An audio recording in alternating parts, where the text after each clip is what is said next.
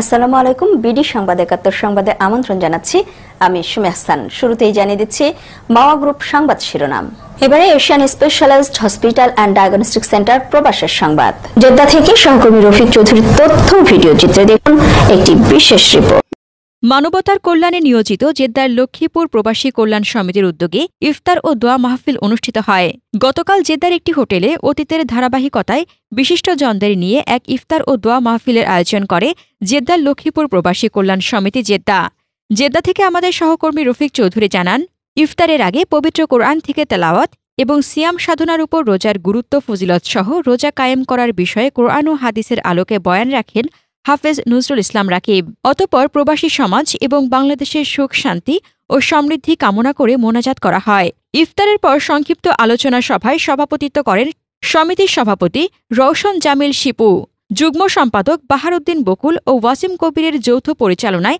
এতে স্পেশাল অতিথি ছিলেন বাংলাদেশ থেকে আগত বাংলাদেশ ফুটবল ফেডারেশনের সহসভাপতি ওয়াহিদুল ইসলাম হ্যাপি, নারায়ণগঞ্জ জেলা বিএনপির আহ্বায়ক ও বিএনপির কেন্দ্রীয় কার্যনির্বাহী কমিটির সদস্য অধ্যাপক মামুনুল ইসলাম, বিএনপির কেন্দ্রীয় কার্যনির্বাহী কমিটির সদস্য আলহাজ আব্দুর রহমান।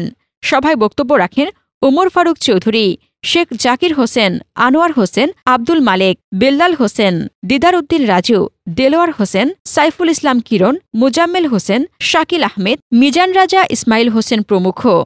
এছাড়া আরও উপস্থিত ছিলেন জেদ্দায় অবস্থিত সকল সামাজিক রাজনৈতিক সংগঠনের কমিউনিটির সিনিয়র ব্যক্তিবর্গ।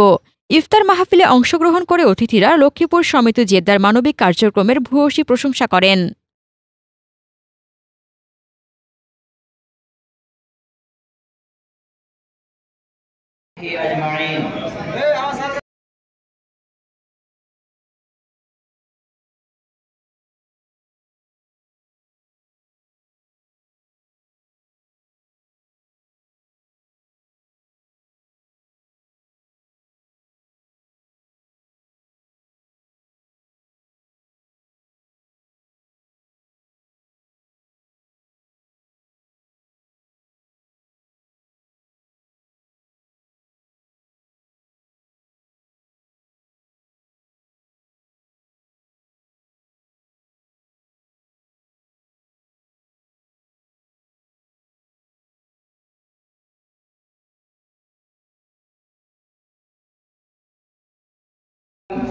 اللهم إنا نعوذ بك من عذاب جهنم.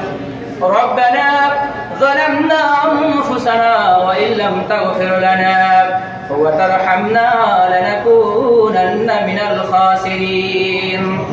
ربنا آتنا في الدنيا حسنة وفي الآخرة حسنة وقنا عذاب النار. رب ارحمهما كما ربياني صغيرا. اللهم عافنا من كل بلاء الدنيا وعذاب الآخرة. توفنا مسلما والحقنا بالصالحين. اللهم إنك عفو تحب العفو فاعف عنا.